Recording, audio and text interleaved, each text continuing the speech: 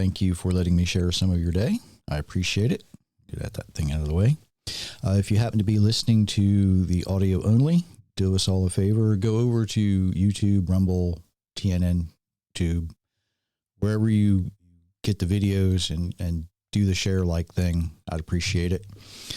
This is going to be out a little late today because, well, I just ran into some problems this morning, to put it mildly. Going to look at something today. You might think it's a little weird, but it's okay. You know, in the last episode, I spoke about the body, mind, and spirit being independent witnesses. And, it lets us know when something's true.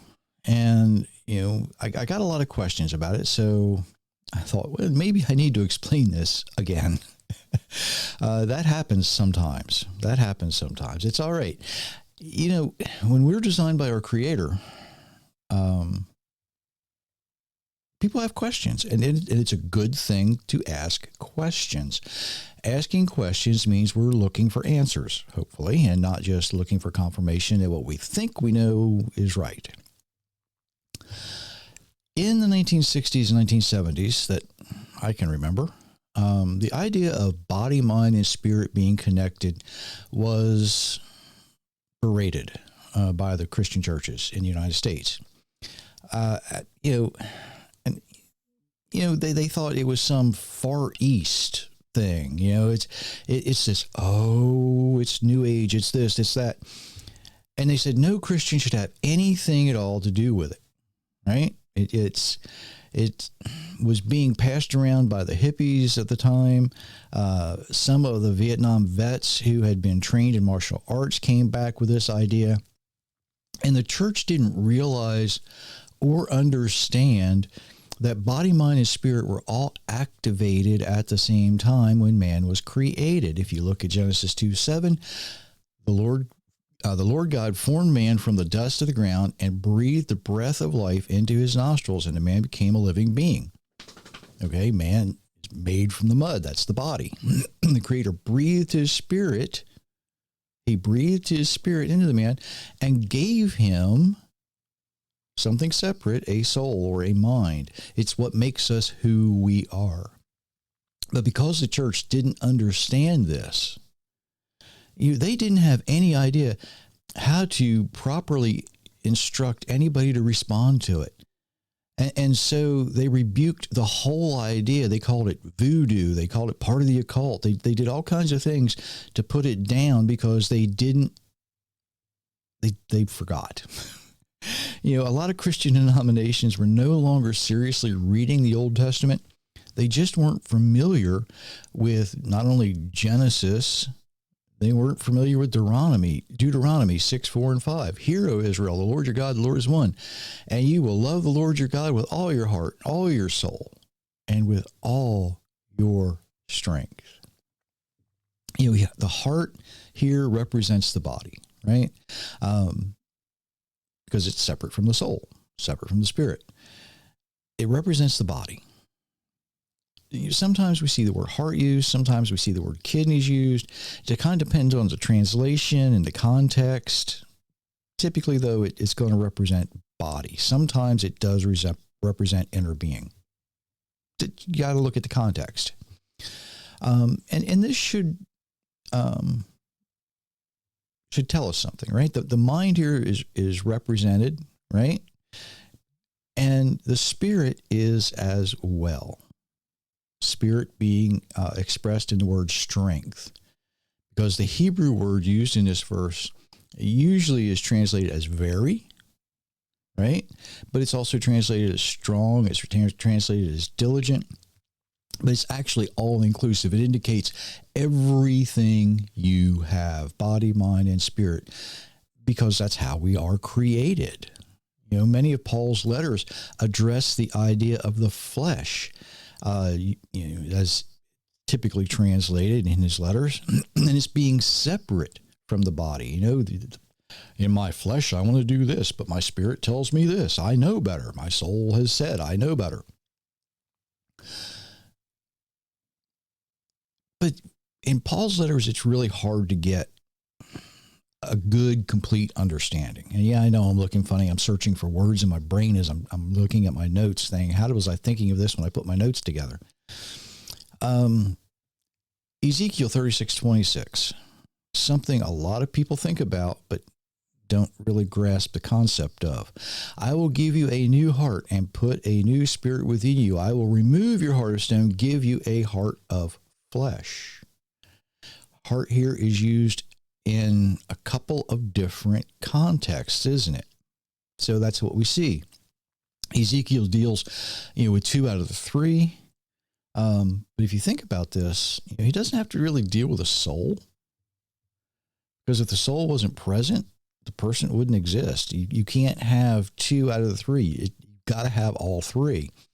We know that if the body fails, the spirit returns to the one who gave it, and the soul goes to Sheol, the place of the dead. So if one part's missing, we cease to be what we currently are anyway. And most people consider that death, right?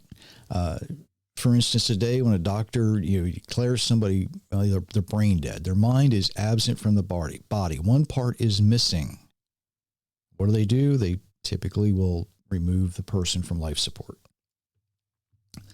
The body, mind, and spirit are connected in a lot of ways, okay? And it's important. Everybody, a lot of people like to talk about health. A lot of people like to talk about a lot of things, but nobody, other than me, I think, I could be wrong, but nobody really talks about how they are your own personal 3 witnesses. Did you know that? Did you know that you are designed with your own personal 3 witnesses, mind, body, and spirit?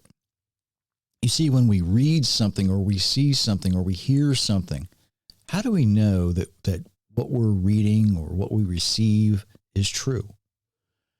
The body sees it or hears it, right? The mind then processes the information, but it is the spirit that discerns that information. Wow, that's a concept, isn't it? Think about it this way. If we pay to go watch a magic show, we're going to go watch this magician. We go in knowing it's an illusion, right? So even though our eyes, our body, it sees this, it sees things, it sees how the trick is done quite often, but our mind is saying, you paid to get in here. You paid to be fooled. You paid to have somebody trick you. And so your mind doesn't always allow your body to show everything, right? You receive the information that your mind wants you to know. That might sound a little weird. Well, of course I saw what I was looking at. Did you? Have you ever talked to someone maybe involved in law enforcement or investigation, and you say, this is what I saw, and they look at you, are you sure that's what you saw? Yeah, that's what I saw. Because eyewitnesses are not always accurate in their information. Your mind sometimes doesn't connect and processes properly. It just doesn't want to show you some things. Hopefully that makes sense. And that's a lesson for a whole other time by a whole other person. Okay? Books have been written about that. Our spirit might disagree with what we see in the magic trick because it knows the trick is nothing more than an illusion, right? It knows that. So the body and the spirit are not settled on the trick being true. And that puts us at on ease. We might laugh, we might joke, we might say, I don't know how he did that. Yeah, you do. Yeah, you do. If you really pay attention, you do. And you can train your mind to see everything. It is possible. It is possible. So let's put this into how do we read the Bible? How do we hear a message and be able to understand and discern what's true? The body reads the words. The body hears the message. The mind processes the information while the spirit discerns. So if we read something, if we hear something that we think, well, that doesn't make sense, the mind, the body, and the spirit do not agree. And then we have a decision to make. We have a very important decision to make. First, is what is written or what we heard true or not? Right? That's a possibility. Maybe number two, maybe the way we read it or the way we heard it was wrong. And there's a third possibility that I'm going to talk about. Is our mind attempting to process previous information and then include that information or exclude that information from what we're reading or what we're hearing? Are we reading it through a bias? Are we hearing it through a bias? Are we really hearing what's being said, or are we sort of interpreting what's being said the way we want to interpret it? Are we, let's just say, are we reading it? Are we reading what's there, or are we reading into what's there? Only when the mind and the body and the spirit agree and are at peace with the information we have received should we consider that information that was presented as true. Now, I've gone through this. I've struggled with this. Many people I know right now are still struggling with many different things, trying to understand what's true and what's not. How do I present this? How do I say this? What questions do I need? Now, it would be great if there was a one-size-fits-all answer to be able to understand what's true. But there's no one-size solution. There's no one-size-fits-all. And each of us have to determine on our own what's going on. You know, are we reading it properly? Is what we're reading true? Are we hearing it properly? Is what we're hearing true? Are we thinking clearly? Are we not entering a bias in the way we're receiving what is being presented? One way is to determine is we compare what we read, we compare what we hear with other witnesses. You know, are there two or more places in the Bible that confirm or deny what we're struggling with? What if there seems to be a contradiction? Now, I've said a lot of times, more often than I probably should, there are no contradictions in the Bible. You know, what we think might be a contradiction comes from mankind. You know, mankind is the one who is responsible, either through poor translation, complete misunderstanding, traditions, doctrines, practices that we do. The contradictions belong to us. They do not belong to the Creator. He did not put any contradictions in the original writing. So what do? We keep studying, we keep looking, we keep digging until our mind, our body, and our spirit agree. And I'm going to add this very quickly. Depending on the subject, I'm not really sure there's always enough information given to determine the answer for every question that might come up. Sometimes, though, so much information is given that it might seem overwhelming. But don't give up. Don't give up. Never say, I'll never understand this. You can understand. Just keep reading, keep searching. Eventually, it will be revealed to you one way or another. Whatever your question is, whatever your confusion is, it will be revealed to you eventually. I need to remind you, the books are available at authorjerrymitchell.com if you are so interested. And yes, I'm looking at my computer screen. I'm sorry. There we go. Oops, not yet. There we are.